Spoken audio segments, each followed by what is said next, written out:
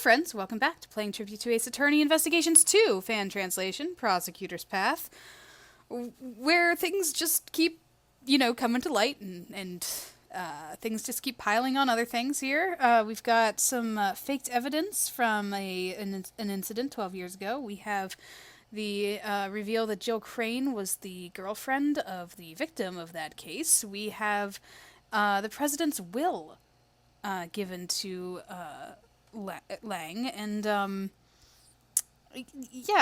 a kid, John Marsh, who Justine Courtney was taking care of as his mother, has been revealed to be the son of the president, and confirmed. So yeah, we're gonna see what comes of that, because I'm pretty sure that the president saw him and met with him before he died. And also John, I think, is still convinced that that he killed the president accidentally because of the whole fire and the thing falling on him, but I'm still not convinced that happened, and I don't think Edgeworth is either. I'm not entirely sure. But we'll see. Let's jump in, because these have been longer parts, so we shouldn't be, wasting too much time here. Last case of the game, I guess it's gonna be. Yeah. Yeah, I don't think he's feeling great right now.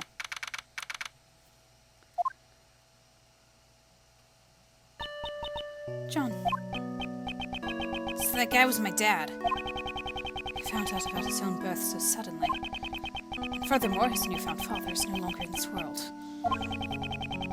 I had always been searching for my dad. John. I get it, alright? He's the president. I know it's a complicated situation. But we even meet face to face during the filming. So then why, huh? Why didn't he tell me who he really was? I'm sorry, John. Mom, you don't need to apologize. No matter how you look at it, it's all my fault. Yesterday I broke my promise with you and didn't even notice the fire on the roof. So I destroyed everything. I crushed it all. My dad, and those flowers that my mom carefully grew. John, please, for now, just don't talk about and think about anything. Just stay like this for a little while. Just for a little while, okay? A bond between a parent and child. That's the meaning of Behind the Line Lilies. I know it's not my style, but the flowers from Chang Fa. However, we have no means of protecting that bond. Patience Lang, allow me to say this. The case won't be solved by sentimentality alone. Therefore, shouldn't we do all that we can to solve it? Yeah, you're right. The recreation of the past is finished. Were your father's deductions correct? My old man took his deductions to the grave. He never told anyone about it. So who knows if they were right or not? In that case, what about your own deductions? I would like to hear what you think happened, based on the recreation. In order for us to get closer to the truth of 12 years ago. Yeah, I was thinking it's about time. I can see it now. My old man's back, real close. I'll catch up to him, for sure. To the truth that my old man uncovered. Alright, let's talk it through, friend. There's no mistake that the president went to the orphanage. The stuffed toy is proof of that. He was planning to meet with Amy Marsh. However, the president was kidnapped. Cameron just happened to witness it. If Cameron hadn't been there, it probably would have just been kidnapping, no murder. Afterwards, the body was moved to the flower beds and a fake photo was taken. So that's what's really happened 12 years ago.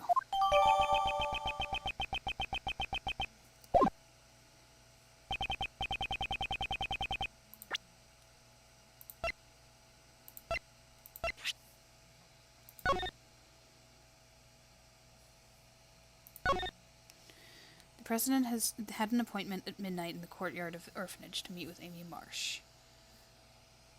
But she didn't end up coming because she felt that she was being followed.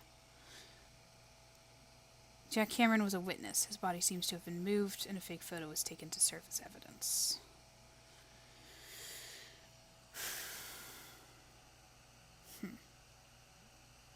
But why was he there? I was still questioning that, because he was talking to his girlfriend as if she sent him there.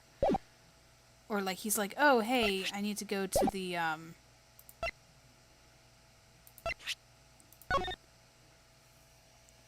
President Huang is here of all places, and what's more, it looks like he's being kidnapped. I'm in front of the facility now and something's not right. So what was he doing there? Because it seems like he was lured there for some reason.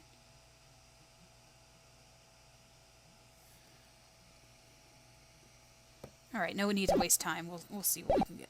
However, there's one thing I still don't get. Something you don't get. Why did they need to take the fake photo? Why would they go through all that trouble and even make the president take part in the photo? Why indeed? That's true. However, the answer to that riddle must lie somewhere within. Once we get past the layers upon layers of deductions, we shall surely reach it. Yeah, that's right. I'd like to hear your deductions as well. Okay.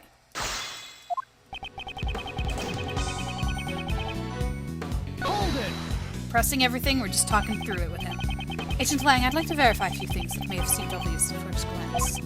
Are we certain that the president actually went to the orphanage? Okay, I get it. You're saying you want proof. Everyone's always demanding proof from Mr. Edgeworth. After all, you shouldn't have to tell him that. Stuffed toys prove that he was planning to meet Lady Marsh. Okay. Hold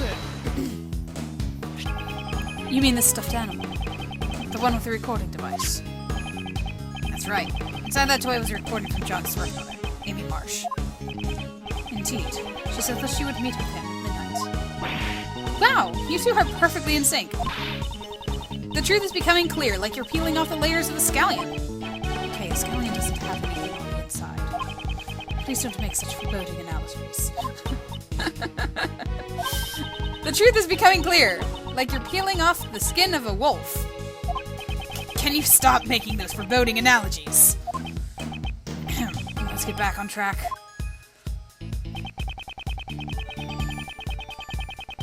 Hold it! And that's where I have a problem. I'd also like to verify the details of this point as much as possible. Mr. Cameron witnessed the president and his kidnapper near the orphanage. And Mr. Cameron was standing by the snowman near the road. And then the murderer picked up a brick, snuck on him from behind, and wham. Eek! Okay, we are simply verifying what actually transpired. There's no need to be scared. That was so intense. Half the details of the case just vanished from my brain. Mr. Edgeworth, Mr. Lang, let's carefully verify all the facts of this case. Yeesh. Well, if you're gonna listen, I'll talk as much as you want. Cameron hadn't been there, it probably would have just been kidnapped.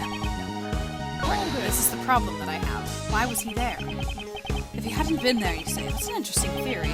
Care to explain in more detail? It's simple. Cameron was killed because he saw the kidnapping. Kidnapping itself was a success. If he hadn't been there, no blood would have been spilled. No, but it would have been because we found out that it wasn't his blood. No blood would have been spilled.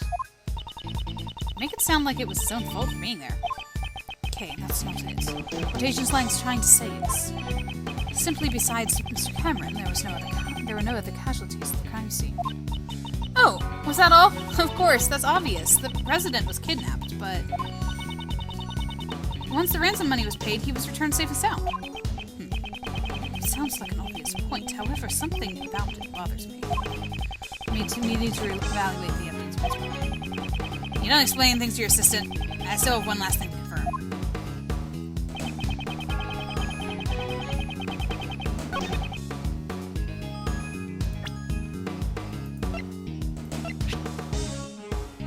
Objection! Yeah, that was one way to phrase it, Mr. Lang. If the eyewitness, Cameron, had not been there, no murder would have taken place. Is that really the case? The criminal's goal was only to kidnap the president. If there were no witnesses, there would have been no need to commit murder, right? And what if Cameron wasn't the only one who was murdered? There was a large blood stain near the flower beds. However, Cameron was murdered. Near the snowman. Ergo, this blood-stain did not belong to Cameron. Someone else's blood was spilled. Quite a vast amount of that. Knuckle back! Hey, Mr. Prosecutor. Do you have any idea what you're saying? I do. It's hard to believe. However, that is what the evidence indicates. On last night, 12 years ago, there were 2 murders. Are you saying that the other murder was covered up? Who the heck could have been killed? A murder that was cleverly concealed, all traces of it were erased. The president that changed completely. Body doubles being mentioned. The incident itself was completely deleted from the case files. However, there's one thing. One piece of evidence that still remains intact after 12 years.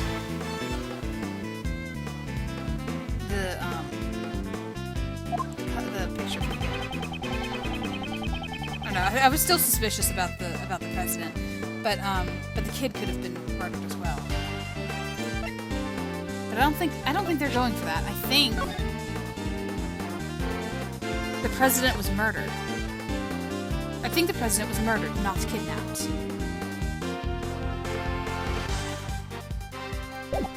Why was Cameron there? Take that!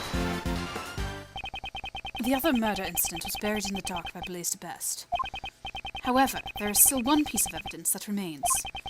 Agent Lang, survived by your father's hands. My old man, you say?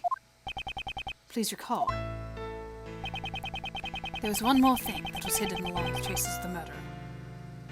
Along with the traces of the murder. Wow.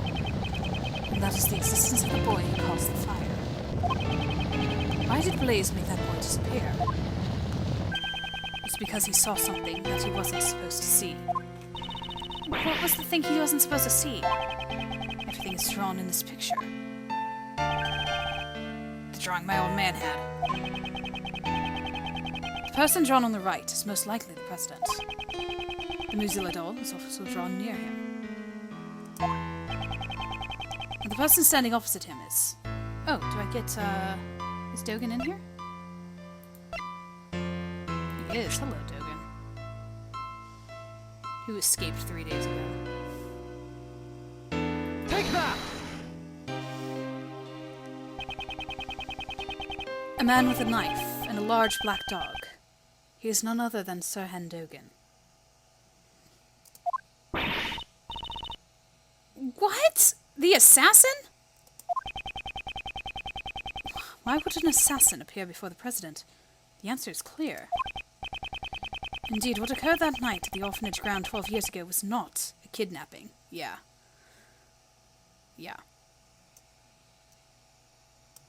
It was a presidential assassination. Yep.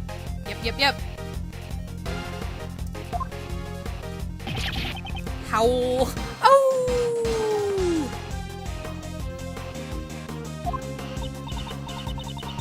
Then Miss Roland and Mr. Blaise were... Yes, the two were likely partners in crime. One furnished the orphanage to use as the scene of the incident, and the other covered up the young boy's testimony.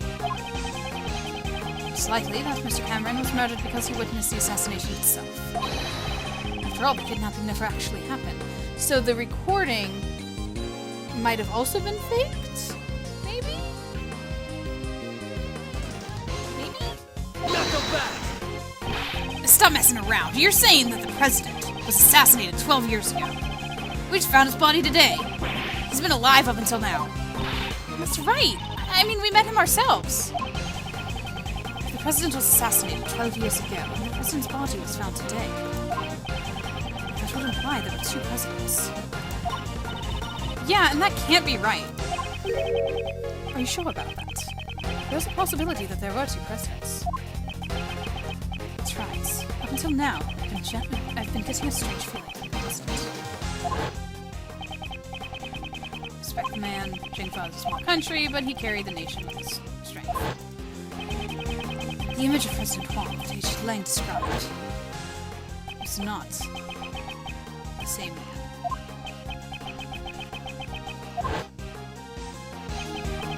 Differs far too greatly from President Huang. It's as if they were two entirely different people. If there were, in fact, two Shangfa presidents, exactly how would such a scenario be possible? What would make the existence of the two presidents possible? Body double. They've been talking about it this entire time. If we were to assume that one of them was a body double, wouldn't it be possible then? A body double. President Huang possessed immense power to forge Team Shangfa. I'm sure there were those who envied his position and made attempts on his life. Just as he was attacked a few days ago at Gold Lake. Knuckle back! It's true, there were those who sought Huang's life from time to time. But I can't easily believe there are two presidents. At least not without any evidence. Evidence that proves there were two presidents?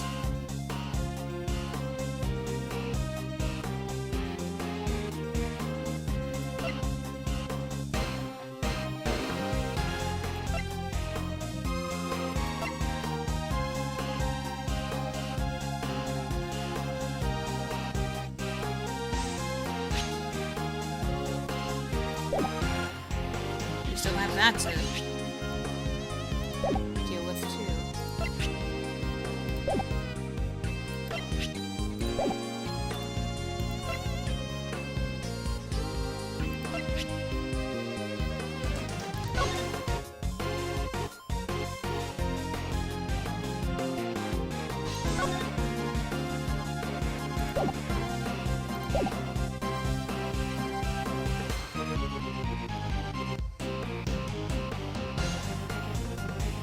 Kind of looks like Will Powers. Sorry. I was distracted.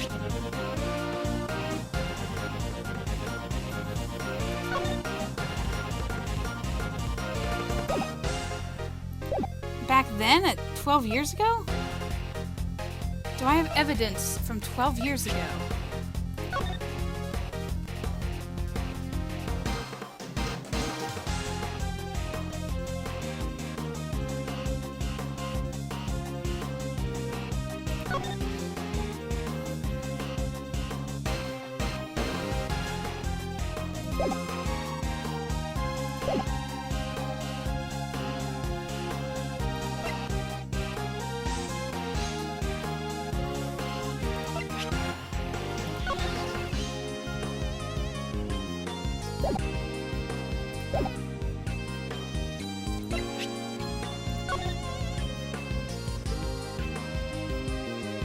Here are all the pieces.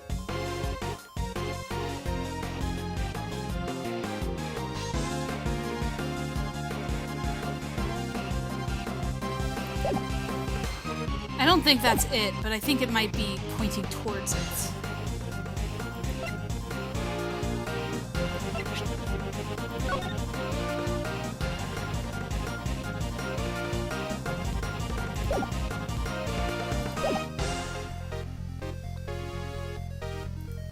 Sorry for my lack of talking here. It might be, because I can't think of anything else being the case. So I would have to. Take that! No.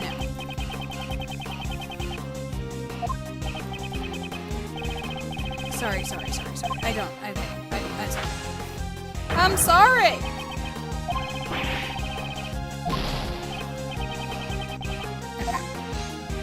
If only we knew that the president was in two different places at the same time.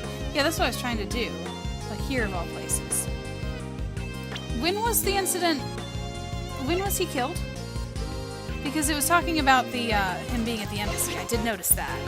It said he was at the embassy until midnight on the evening of the thing. And then at midnight, he went to meet with Amy Marsh.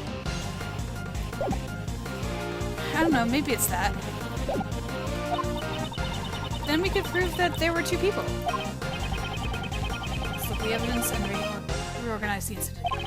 How could there have been two Mr. Huangs, as I suspected it's impossible? If you want to stay away from the show proof. Okay, I will try it.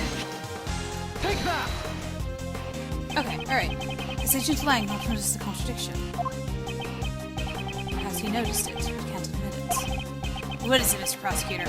Don't shout something out only to suddenly clam up. According to the recording on the doll, the President visited the orphanage at midnight. However, that should not have been possible. Huh?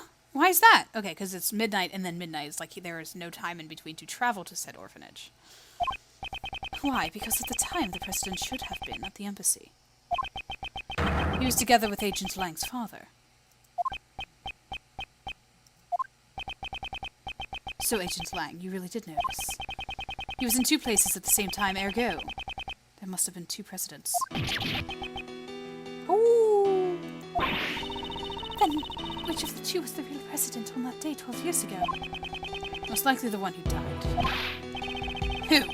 Who contracted Dogen to murder Huang? In order to learn that, first, we must have a look at the evidence that we proved was false earlier. And that piece of evidence we know to be false is the picture. Take that! The photo taken with Cameron's camera was taken after he was murdered. And he was murdered because he witnessed the presidential assassination. In other words, the photo must have been taken following the assassination.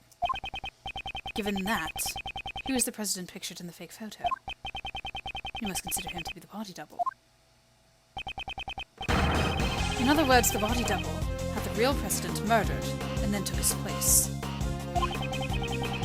Patricia Rowland and Blaze must have cooperated with that plan. Not so fast! Hold it! Huang's body was never found. Just where could it have disappeared to? Objection! The answer to that is already quite apparent. As to where the real president's body was. Oh, I know this one.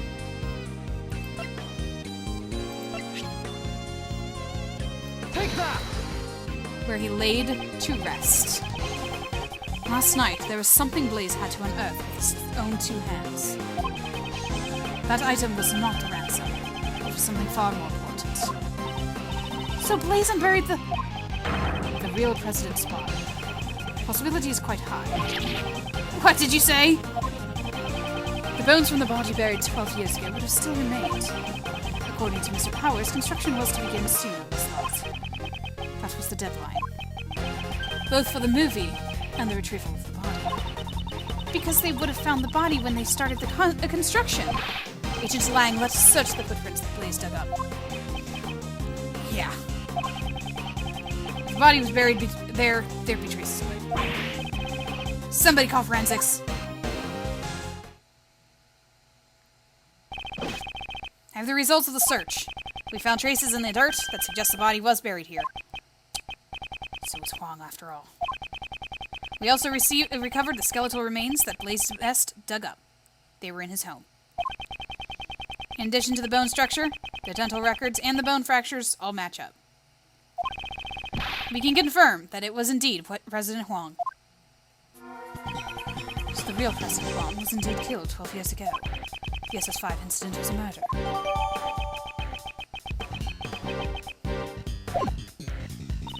So the SS5 incident was actually a murder incident? But there's so much information, it's way too confusing. Indeed, let's just take this opportunity to review the details of the case. First, the real president came to the orphanage, right? 12 years ago, the true President Huang visited the orphanage in order to meet his son. Ah, the king again. Footsteps in the snow that were thought to belong to Mr. Cameron were most likely made by the president at that time. President Huang was supposed to meet his son here. However, the one who actually showed up was the assassin, Sir Han Dogen. He came here to meet his son, but was murdered instead? How horrible. A man like Dogen shows no mercy. And after that, the second tragedy occurred. You mean Mr. Cameron's murder? Indeed. Mr. Cameron saw the decisive moment. So the real president was killed by Dogen. His body was carried to the rear courtyard by the team of kidnappers. Mr. Cameron must have witnessed that moment. In the orphanage entrance. So that's why it looked like he was being kidnapped. although he himself believed that he was actually witnessing a kidnapping. Furthermore, by this time, the body double, who had come to meet with Blaze and Miss Roland, was already standing behind Mr. Cameron. And then the witness to the incident, Mr. Cameron, was killed by the body double. So was Mr. Cameron's corpse also carried by the body double? Yes, that seems likely. But there wasn't anything at the crime scene that looked like the body double's footprints. I've already figured out how he accomplished that. There's a piece of evidence that would have made it possible.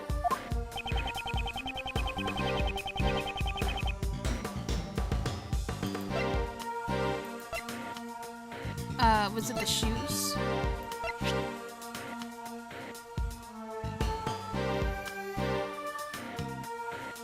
So it looked like somebody else made the footprints? This is almost certainly how the body double carried Mr. Cameron's corpse. After Mr. Cameron was killed, the president's body double carried him into the middle of the garden. I suspect the body double was wearing the same shoes as the real president at the time. He made sure to step precisely onto the footprints left by the real president. Ah. Since the shoes were the same! There would only be one set of footprints left behind in the snow. I think I've got a pretty good grasp on the SS5 incident now. But there's still one thing I don't get. What's that? Why did they need to stage the abduction? Because Mr. Cameron witnessed the incident. He saw the president at the orphanage. He left behind witness testimony in Miss Crane's answering machine. Even Blaze couldn't make that disappear. Ergo, the body double needed a reason for the president to have been at the orphanage. And that's why they prepared the fake kidnapping charade. People in the fake photo are the body double and most likely Patricia Rowland. The person in the coat is... Oh, the person in the coat, Mr. Rowland? What makes you say that? The two would have to leave the orphanage in order to take the picture. Just like when he moved the body, the double used the real president's footprints. Oh, so the second set of footprints must belong to the person in the coat. Indeed, we originally believed that those footprints belonged to Cameron's killer. They were size 7 footprints, too small for Blaze's feet. Thus, we can presume that the person playing the part of the kidnapper was Patricia Rowland. Hidden in the shadow of the presidential kidnapping was presidential assassination. I see. That's why my old man... Why he what? The old man must have realized that a murder had taken place. After all, he had the kid's drawing. However, that picture was never presented as evidence. My father likely took it from the young witness during the investigation and hid it. He had to have known that Huang was dead. What if he had revealed that back then? Revealed the death of the president, the backbone of Shengfa. It would have caused chaos. And that's why my old man took the secret to his grave. He even took the blame for the kidnapping. And that would be the fall of the House of Lang. So this is the truth that Agent Lang's father hid 12 years ago. And now it's all become clear.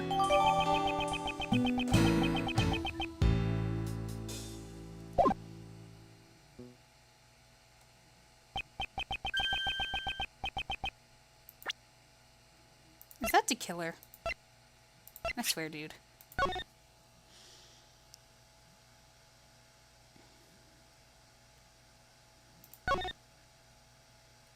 Kidnapping was a charade prepared by the culprits to hide the actual crime, the presidential assassination. The culprits moved Mr. Cameron's body and took the fake photo with the sole purpose of making the kidnapping charade look real.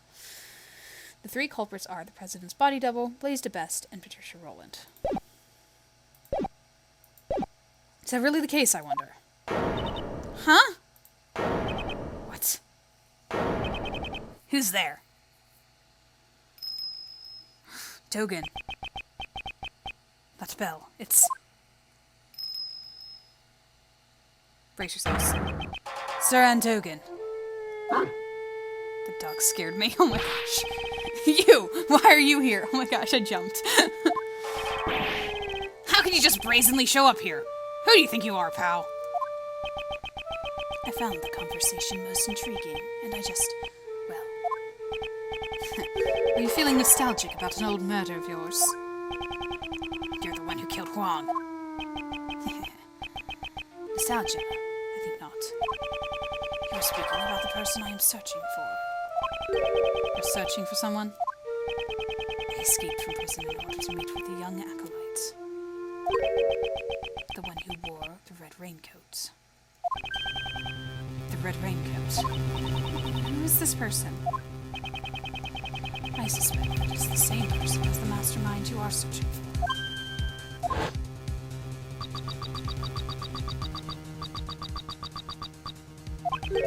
Red Hood. Don't they seem surprised to do this? Yes, they are, my boy. 12 years ago, this young acolyte saved my life. We just jumped into testimony. Certainly it was I who killed Mr. Huang. However, my life was also turned into a The body of the blades and Patricia all sought to steal my lips. Had I not been reunited with the young acolyte back then, I would have been in danger. But alas, even to this day, I do not know what has become of the acolyte. So your client was indeed the body double, who was the main perpetrator of the crime. It was a long time ago, but I remember his words even now. There have been countless attempts on my life. Not just once or twice. Countless! And yet, why must I be the only one to face the danger? When I stand before the people, I garner the same respect as the president does. Tell me just what is the difference between him and me? The difference was great. While the voice and style of speech may be the same. One can mimic the body, but a heart cannot be reproduced. I suppose his own weaknesses caused him in his quest to become the leader.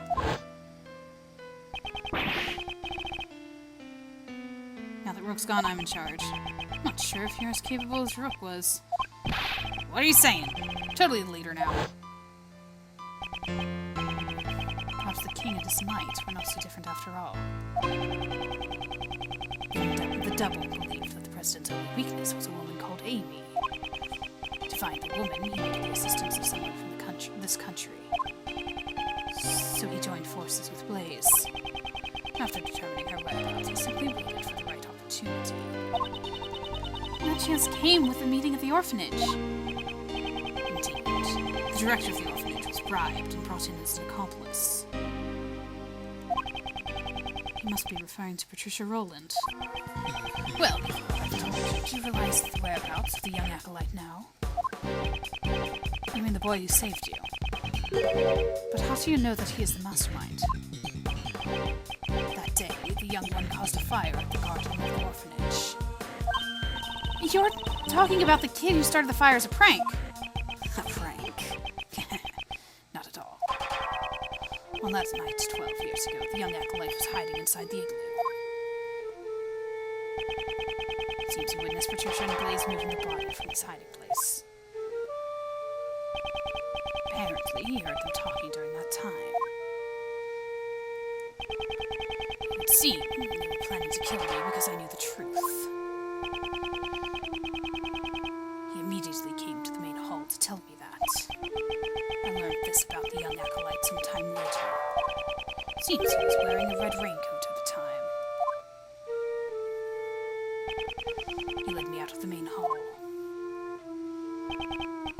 And then the young acolyte said he was going to get rid of our footprints.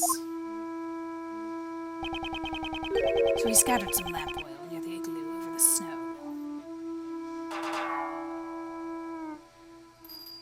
Sorry, I'm just fascinated by the fact that this is a kid that's guiding this assassin into a plan. Then he boldly set the oil ablaze. No way! So he set the fire in order to... All their focus was diverted toward the burning flames. I took the opportunity to escape through the rear exit. So the boy in the red raincoat is the mastermind behind this case. Exactly. Isn't that right, Anubis? Yes, boy. Yes, it is.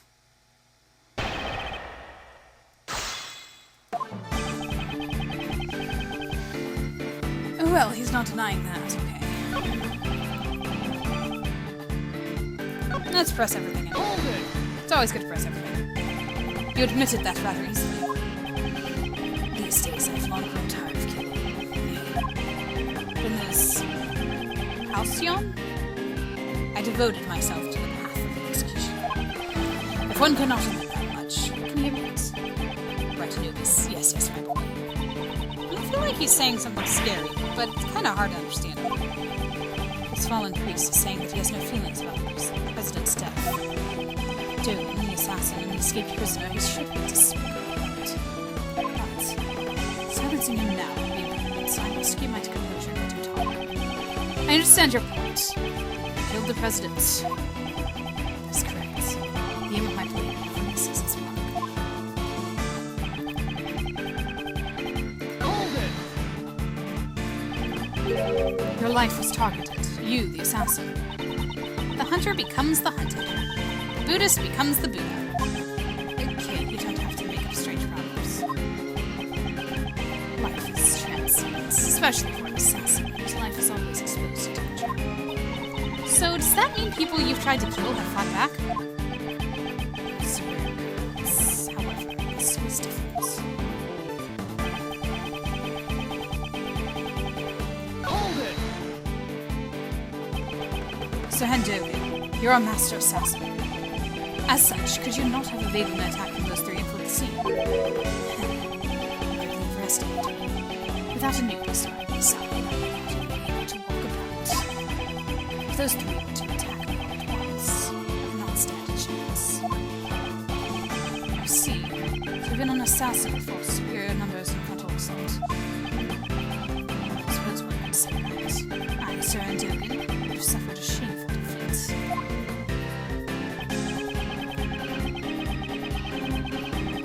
He says reunited. Hold it! Reunited. So when did you first meet with him? That would be 2 years ago, the 24th of December. So rather a long time ago.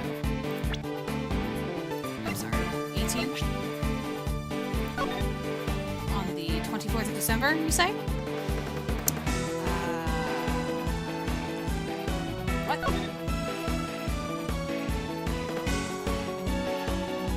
Definitely starting to think it's one of these kids. On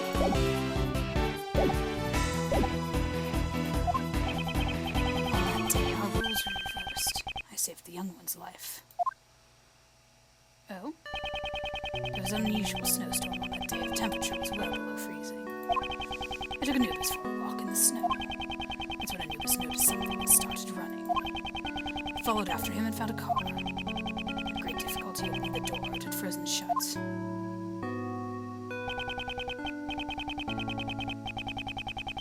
In the back seat, there were 2 young children shivering from the cold. They were abducted. Or at least this one looks like he was. 2 children. Had they remained in the car an hour longer, they surely would have frozen to death. I brought the 2 of them to a nearby orphanage. There's anything about Jody's story that concerns me. Yes. What concerns me is the children. There were 2 children in the car. You're sure of that? It may have been 18 years ago, but I remember it. There were 2 children in the car. There's no mistake in it. Does the good prosecutor have facts under it? There's now the number of children is what I have a problem with. What I'm talking about is subject yet. Oh, I guess the date does then, because I was just talking about that. Sorry, I was getting ahead of myself again.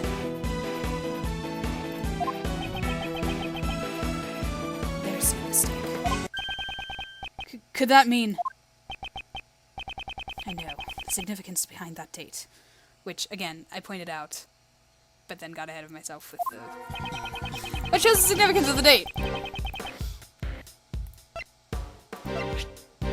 Take that!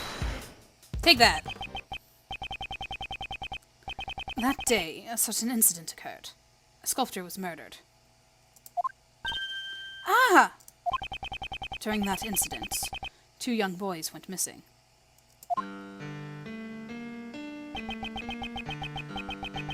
sons of the victim, Isaac Dover, and the culprit, Dane Gustavia. And there you go, you can see them, they look just like the people in the still shot that we saw. We never did find out where those two boys went after the case 18 years ago. Oh, and they were the sons of a victim of it and a culprit. It all makes sense now. What makes sense? One of the youths was bound, so that he could not move. And Mr. Dover did that so that Mr. Gustavia's son couldn't come to the contest venue. Indeed. Gustavia was using his own son as a taste tester. To think that was what transpired. Neither child seemed to recall what had happened. They lost their memories. The Acolyte told me this when we were reunited 12 years ago. The pair were placed in an extreme situation, on the verge of freezing to death. That trauma led them both to suffer from amnesia. Neither could so much as remember his own name. So they didn't even know that they were the sons of Mr. Dover and Mr. Gustavia. Indeed. While we cannot say it conclusively, the probability is quite high. However, we still don't have enough information to deduce the mastermind's identity. Dogen, would you please continue your story? Very well. I'm sorry, he wants us to find the Acolyte? I'm not... Like, does he want us to find and, like, arrest the Acolyte? I'm not sure. I continued my correspondence with the young Acolytes, even after entering prison. Recently, that has all come to an abrupt halt, and it left me quite concerned. Furthermore, I was involved in the crime 12 years ago, where all tried into incidents one by one. I grew more and more curious, and so I absconded briefly from prison. Yeah, you broke out! Those involved 12 years ago were Patricia Rowland, Blaise de Best, and President Huang's body double. And Miss Rowland was the warden of Mr. Dogen's prison. I blackmailed the warden. That woman had tried to kill me. Perhaps the good prosecutor has already deduced the reason. You murdered President Huang. However, the world still believed he was alive. If you were able to prove the president was a fake, both Patricia Rowland and Blaise de Best would have been in danger. That is correct. And I had heard the proof with my own ears. I'll be waiting in the courtyard of the orphanage at midnight, February 9th. Even if it's just once, I want John to be able to meet you. Sorry if I'm being selfish, but I'll be waiting.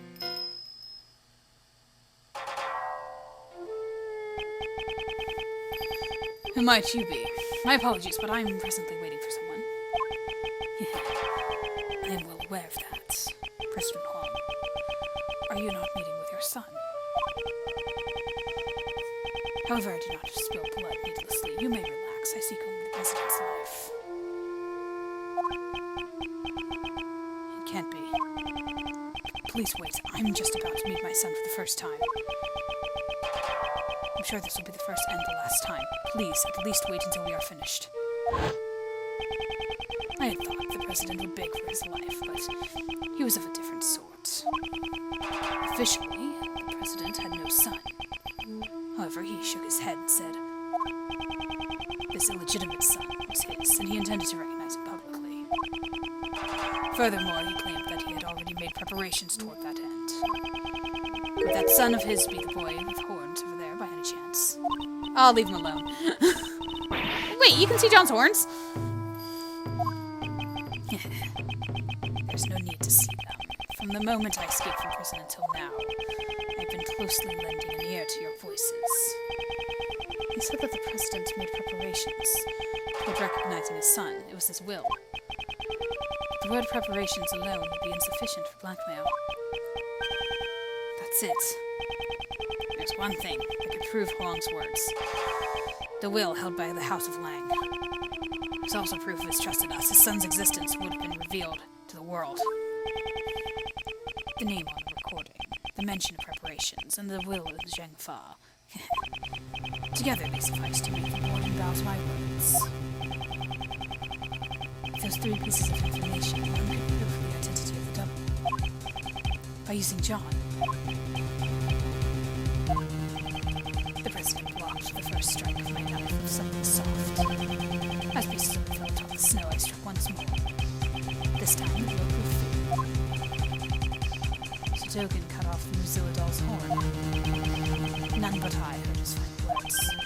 Only myself and that child knew of the president's secret son. Okay, again, kidnapping John specifically. Was it to continue the blackmail that was going on? Press everything. In other words, you contacted him from prison. That is correct. Post office box was used. Post office box? It would allow one to send and receive letters without revealing the recipient's location. Oh, P.O. box. I could not use a form of correspondence that would reveal the acolyte's location. There was someone keeping watch over my correspondences after all. Right, the warden was after him. It must mean the prison warden, Patricia. Yeah. Could you be more specific about the nature of your correspondences? Correspondence chess matches. Correspondence chess? If I recall, the person you were playing against. This might be hard to believe, but Dogen's chess opponent was Horace Knightley! Wasn't it Horace Knightley? We certainly found the correspondence chess match in Knightley's cell.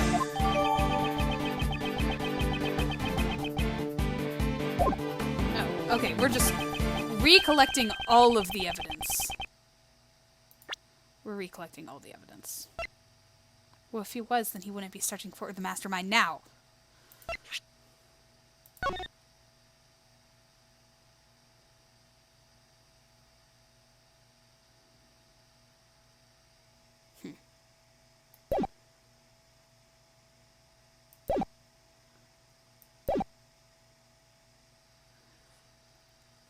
Does that mean Knightley Boy was the kid from the IS-7 incident? I don't think so. Could that really be true? Is there any evidence connecting Knightley to the IS-7 incident?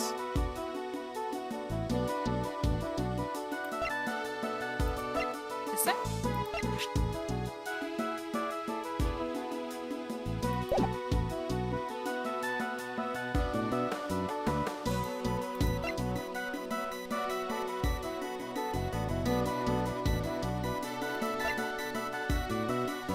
What?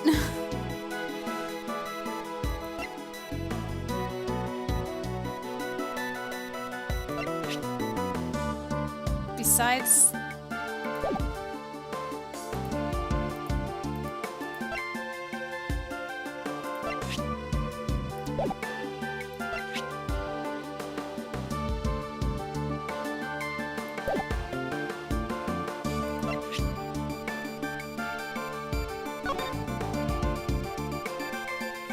Oh, until now it was actually Knightley all along. That's proof enough.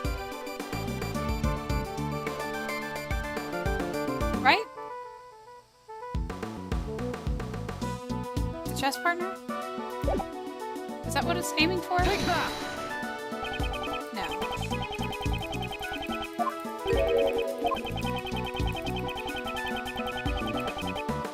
Connect Knightley to the...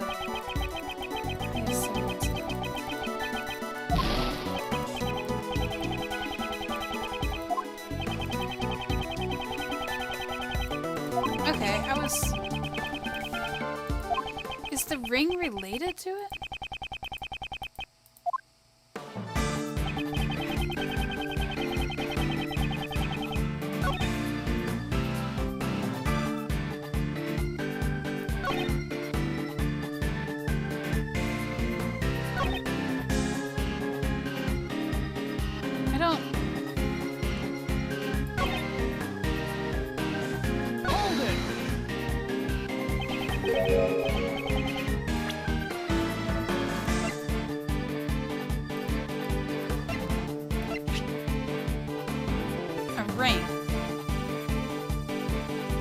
Wait.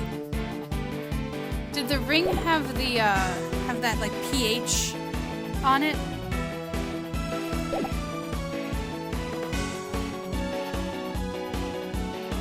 It might have.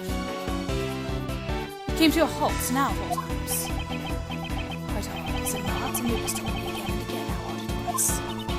That scary dog talked. Is he like something's odd woof? I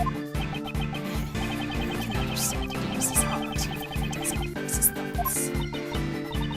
Then there's something I'd like to ask, just in case. Your scary dog's staring at me right now. He's not saying, I'm hungry, I want some meat, right? Perhaps? Mr. Edgeworth? Seems she's not much good for the assassin's dog. There's a good thing. So, at any rate, my correspondence with the acolyte suddenly came to an abrupt halt. Okay, I think it's, the ring. Like, I can't analyze it, so I don't know. But I think that's what it's going for, because he's talking about the belongings. So, I think the ring was similar to the victim's ring? Right? Because he had, like, he had a ring that had his initials on it? Right? So I should have just gone with his belongings. Again, going with my gut, man. Going with my gut. This was all the light we had left behind. Could there be a clue hidden within? Which should I investigate? The ring or the chessboard? The ring.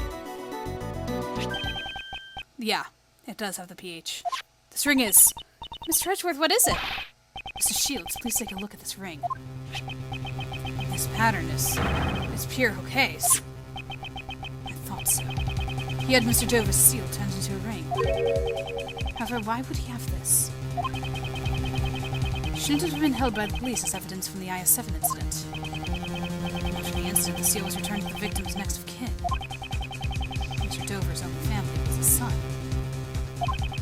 But since no one knew where the son had gone to, it took a while to get to him. I heard that the police had finally found him and delivered his inheritance, but... So the seal was thereby safely delivered to his son. So you've seen the kid. Then the kid has been found. And then he turned the seal into a ring and wore it on his person.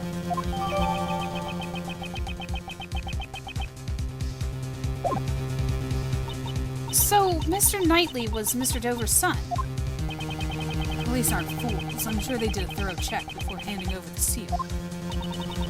Someone involved in the IS-7 incident was his chess opponent. Knightley, huh? And that man must be the mastermind behind this case. But he's dead! Objection! But Knightley is dead. He cannot be involved in this incident. How about that? The only one who could be the mastermind was himself a murder victim. But a dead guy can't be the culprit, so there's no way that's right. It certainly is strange. In that case, who's the culprit?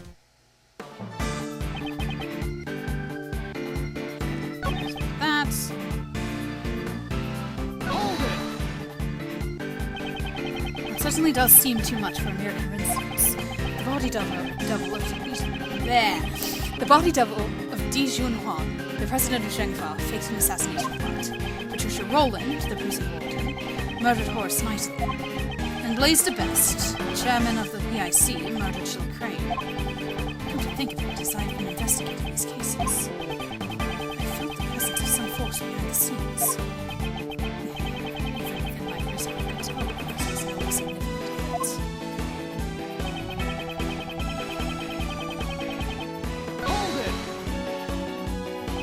You absconded briefly from the prison. I cannot forgive such a criminal act. You stole your way out of the prison? I cannot forgive such a thieving act. Relax, no one was hurt. I have connections that allow me to set foot outside. But even so, you can't just escape from prison, pal! Arrest him! Arrest him! That won't be necessary. Once my business is done, I shall return to my cell. You're trying to make fools of us. Prisons isn't the kind of place you just enter and leave at will. Hopefully say that. But one would see that this pattern to share interest in the tales of my past. Agent Lang, Detective Gumshoe. There are still a few things I must ask doing. Please postpone matters until then. Yes, sir. I knew you'd say that, Mr. Edgeworth. I'm not taking my eye off you for a second.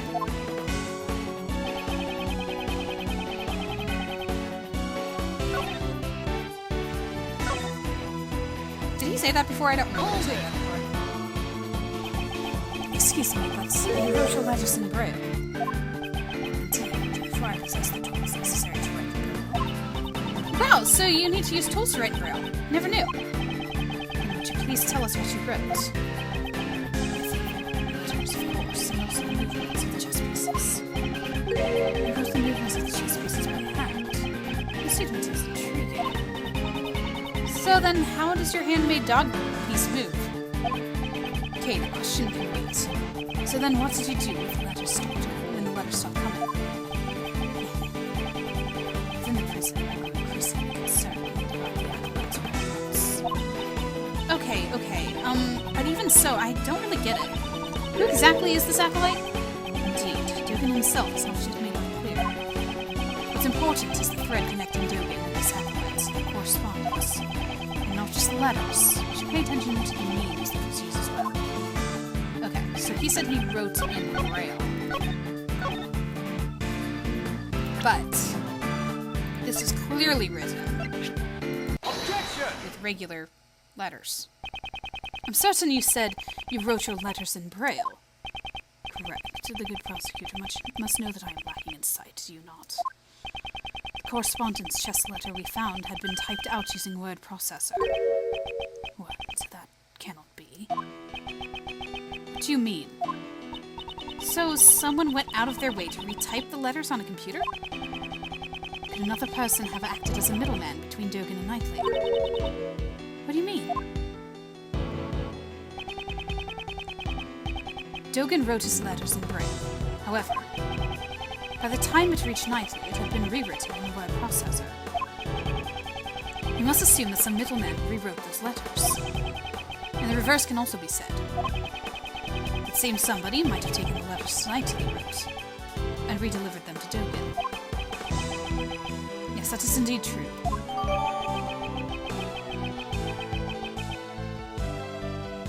The mastermind retyped Dogen's letters with the word processor and sent them to Knightley. So, Knightley wasn't the mastermind because he's dead, but also, this was the in-between. Knightley and Dogen both communicated through a certain individual. Dogen, with the letters that reached you.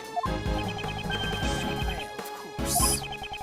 So Knightley boy's letters must have been transposed by that same person as well.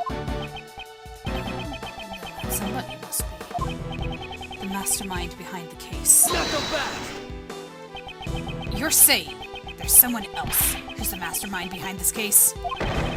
Then who is it? Dover's son, Knightley, is already deceased. In that case, there's one more youth that we should consider to be the mastermind. You mean Dean Gustavia's son? Who the heck is he? If Knightley is Dover's son. Wait, is it time? Is it time for the big reveal? If Knightley is Dover's son, then Gustavia's son must be the only friends either of us had had since childhood. He was the same as me, we never had no families. It can't be, could it? Could it really be him? Mr. Edgeworth, what is it? You've gone all pale. I figured it out. I'm pretty sure that whenever I first played this, I went pale too. The identity of the mastermind who's been controlling this case from the shadows. What? Who in the world is it? I don't want to believe it myself. But it is someone we know quite well. So I'm gonna say this now. I've been holding this in since the moment we met him. Because I remembered him. And the reason that I remembered him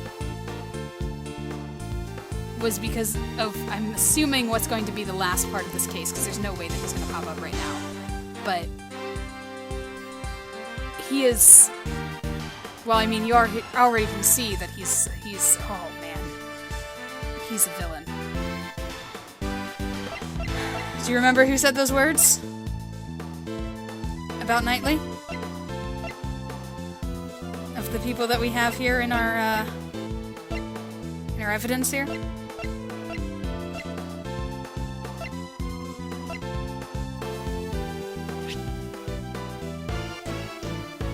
Take that! The mastermind behind this case sent a letter to Jill Crane, which deceived Blaze. Furthermore, he kidnapped John and eavesdropped on us. However, of all of his actions, the one I have not been able to get out of my mind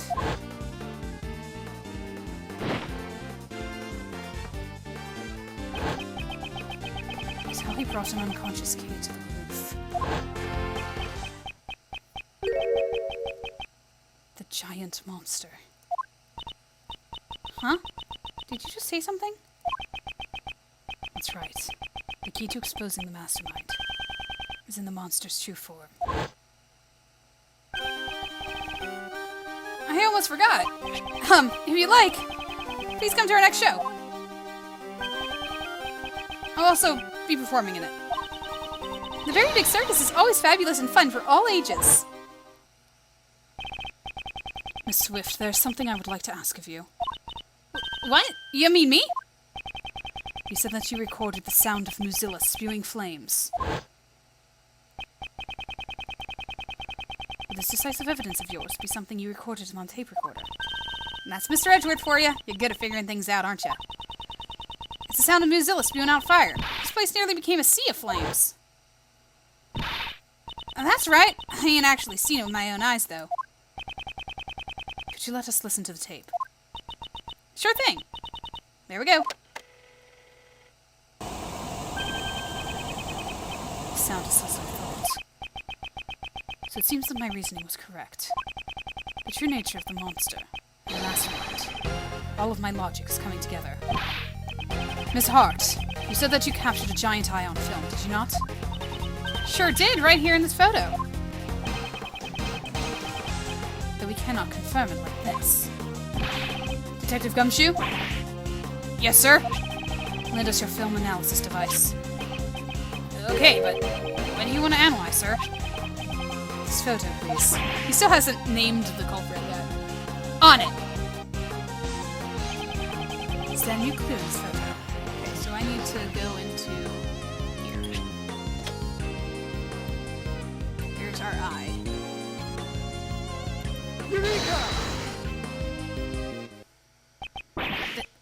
This is! See? Ain't the Muzilla's eye right there where I said it would be? I see. I finally grasped the true form of the giant monster that was being controlled by the mastermind.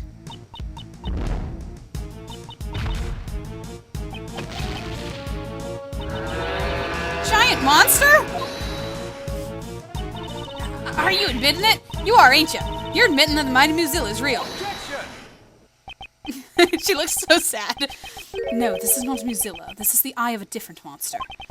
Please have a look at this. It's a flyer for the Very Big Circus? This is... Precisely. There's a rather large balloon with the head of a lion pictured here. This balloon is the true identity of the giant monster. In addition, the sound Miss Swift recorded, which she believes to be Muzilla's spewing flames, was the fire in the hot air balloon. Mr. Prosecutor, don't tell me. You're gonna say something that'll shatter my dreams of a scoop. Hot air balloons fly by using burners to heat the air, right, sir? Precisely, Detective. The mastermind used this monster of his to bring Kay to the rooftop of the Grand Tower without using the elevator. Wouldn't that mean that the mastermind is someone connected to the circus? He's a member of the circus, Knightley's friend, and Dame Gustavia's son.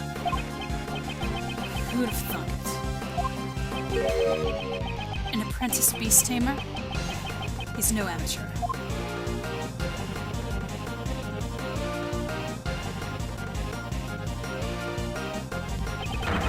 For the beast he has tamed is none other than this entire case. Simon Keyes, he is the mastermind behind this whole incident. Mr. Keyes! Was really behind it all? No way. I don't believe it. I mean, we trusted him. How could it have all been a lie? That's just heartbreaking. Okay. What is it? Hey, you stop! Where do you think you're going? Horns is rather perceptive. The good prosecutor has done a remarkable job. Now that I've heard that, I've no further business here. What? Wait, Dogen! Ah!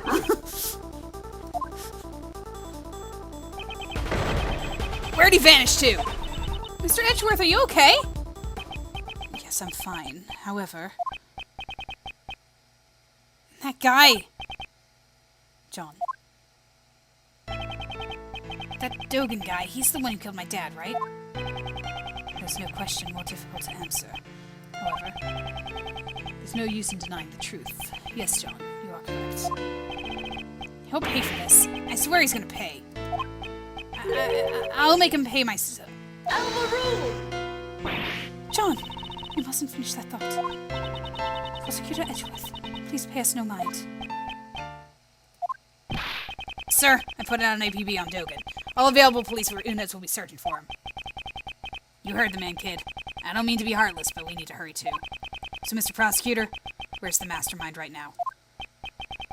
Agent Lang is right. Our top priority right now should be catching the mastermind. He said he would be practicing. He's most likely at the very big circus tent. But first, Agent Lang, I have a request. Request? What is it? Now that we've identified the giant monster, our next order of business is to capture it. The moment we arrive at the tent, I need you to locate that specific item post-haste.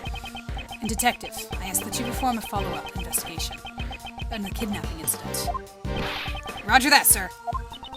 Mr. Edgeworth, I want to help out too! In that case, you'll be in charge of calling for backup. If he is truly the mastermind, we may require assistance from a certain someone.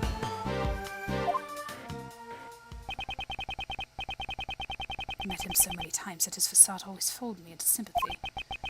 He may have got the better of me in the past. But this time, I'll settle it once and for all. I know his true colors now. Guys. Oh my goodness. That was, I remember playing this the first time and being like, what? No! How? And, you know, all of the above. So I will say that, that this is something that I remembered and that I was holding back because I don't remember much from this game, but I was like, I am pretty sure that those kids come up. And I totally forgot that Knightley came up like as one of the kids too, but I knew that Simon Keyes was gonna be one of those kids, and I didn't remember the story behind it, like the amnesia and Dogen being involved, so I totally forgot about Dogen. But oh boy, we're about to talk to the mastermind, and I just have to stay tuned to watch that because I don't have words. Stick around, stay tuned for the finale of this case and finally meeting the mastermind. Let's see what we can get from him. I'll talk to you guys then.